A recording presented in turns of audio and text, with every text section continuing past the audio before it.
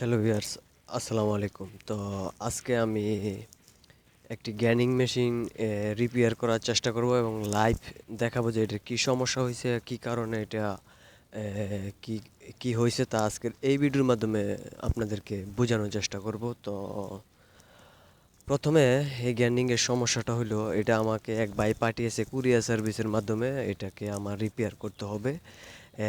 সমস্যা হয়েছে, এটা এত পরিমাণ হিট হয়, গ্যান্ডিং মেশিন চলে কিন্তু প্রচুর পরিমাণে হিট হয়। হিট হওয়ার কারণে সে এটা হাত দিয়া ধরার পজিশন থাকে না, এরকম গরম হয়। তো এটা আমরা প্রথমে খুলে নিতে হবে, খুলে তারপরে আমরা দেখব যে এটা কী সমস্যা এবং এটা সমাধানের চেষ্টা করব। যদি কয়েল নষ্ট হয়ে যায় তাহলে আমরা কয়েলটাও বাদাই করার বাদাই করব বাদাই করব।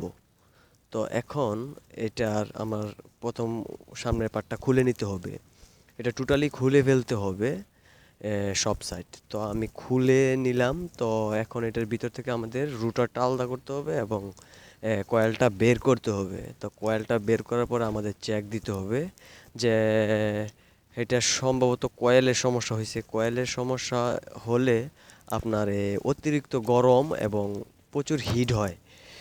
তো এখন আমাকে রুটারটা খুলে নিতে হবে। খুলে নেওয়ার পরে আমি আগে দেখব আর্মিচারটা ভালো আছে কিনা, যদি আর্মিচারের প্রবলেমও থাকতে পারে।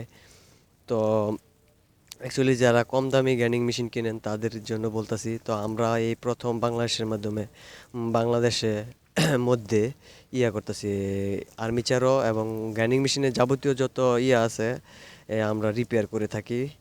কারণ এসব অ্যাক্সেসরিজ পাওয়া যায় না বাংলাদেশে, চায়না মাল। তো তো এখন এটি আমরা আমরা এই রুটারটাও কিন্তু আমরা কয়েল বাদাই করি। যদি রুটার নষ্ট হয়ে যায় তো আমরা চেক করব যে এটার ভিতরে যে কয়েলটা আছে কয়েলটা ভালো আছে কিনা।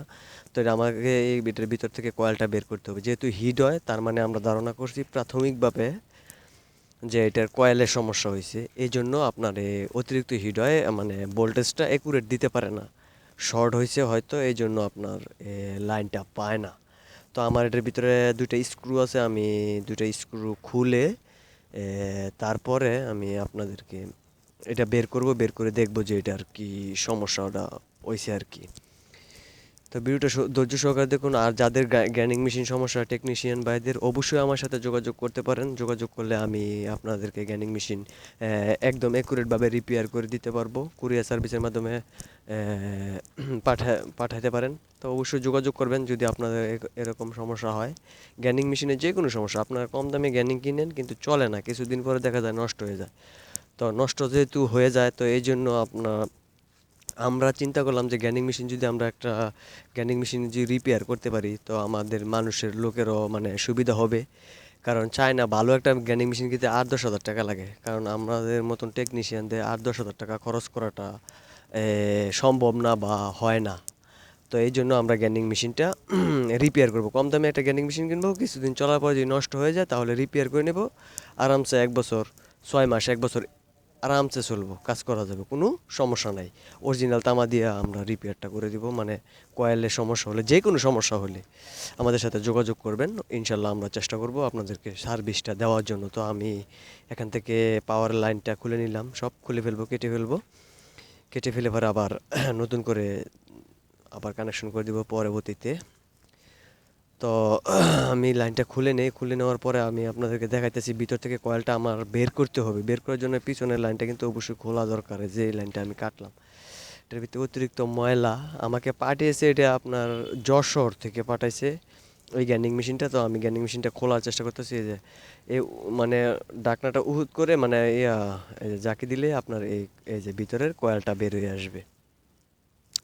তো এখান থেকে কয়েলটা আমরা বের করে নিতেছি। বের করে নেওয়ার পরে আমরা চেক করব যে সিরিজ লাইনের মাধ্যমে যে এটা লাইনটা কি সমস্যাটা হয়েছে। তো এটা কোন কারণে হয়েছে এটা আমার আগে বুঝতে হবে। তো আগে চেক করে নেই কোনটা সমস্যা। তো আমি চেক করতেছি, আমি লাইভ চেক করে দেখাবো যে কোন সমস্যা আছে কিনা। যদি স্পার্কিং করে কয়েলের উপরে তাহলে বোঝা যাবে যে এটা প্রবলেম। অ্যাকচুয়ালি আমরা এটা ধারণা করছি এই কয়েলের সমস্যা, কারণ তা না হলে মেশিন এত হিট হয় না। আগে বডিটা দেখলে বডি শর্ট নাই কিন্তু কয়েলে শর্ট আছে। এই যে স্পার্কিং করে, ভালো করে লক্ষ্য করে দেখবেন স্পার্কিং, জানি না দেখা যাইতেছে কি না। তো স্পার্কিংয়ে যে স্পার্কিং করতেছে তারের উপর দিয়ে, তখন স্পার্কিং যদি করে তাহলে আপনার এই ভোল্টেজটা কিন্তু ঠিক থাকবে না, হাই হয়ে যাবে। তো হাই হয়ে যাওয়ার কারণে কিন্তু আপনার আর্মিচার যে কয়েলটা আমি প্রথম ভিতর থেকে বের করছি, রুলারটা যেটা, সেটা কিন্তু আপনার নষ্ট হয়ে যাওয়ার সম্ভাবনা বেশি থাকে। তো এখন যেহেতু অতিরিক্ত গরম হয় তাহলে আমার এই কয়েলটার সমস্যা। তো এখন আমরা তো ভাবছিলাম যে কয়েলটার সমস্যা, যেটা ভাবছি সেটাই হয়েছে। তো এখন কয়েলটা আমরা যখন বাদাই করব অবশ্যই আপনাদেরকে দেখাবো, ভিডিও আপলোড দিব ইনশাল্লাহ। তো যত টান আছে তত টানই দিব, আর আমরা কয়েলটা বাদাই করি বেলা অবশ্যই আমি একটা ভিডিও করব, আপনাদেরকে দেখাবো যে কিভাবে আমরা কয়েলটা বাদাই করি এবং বানিশ করি। তো এটার বডিটা শর্ট, ইয়াটা শর্ট, কয়েলটা শর্ট হয়ে গেছে, মানে আপনার লাইনটা ইয়ে গেছে, ভোল্টেজ ঠিক নাই। তো যাই হোক, এটা কিন্তু মেরামত করতে হবে, আমাকে বলে দিয়েছে যে যত যত কিছুই হোক এটা ঠিক করে দিতে হবে। তো এটা আমরা অবশ্যই ইনশাল্লাহ ঠিক করে দিব। এক সপ্তাহ সময় নিব, টোটাল কুরিয়ার সার্ভিসে পাঠিয়ে দিব এক সপ্তাহের ভিতরে। এই রুটারটা ভালো আছে, এই রুটারটা ভালো আছে, এই রুটারটার সমস্যা হলে আমি অবশ্যই এই রুটারটাও কয়েল বাদাই করব। যে সমস্যা, এটা এই রুটারের সমস্যা না, সমস্যাটা হচ্ছে ইয়াতে, কয়েলে।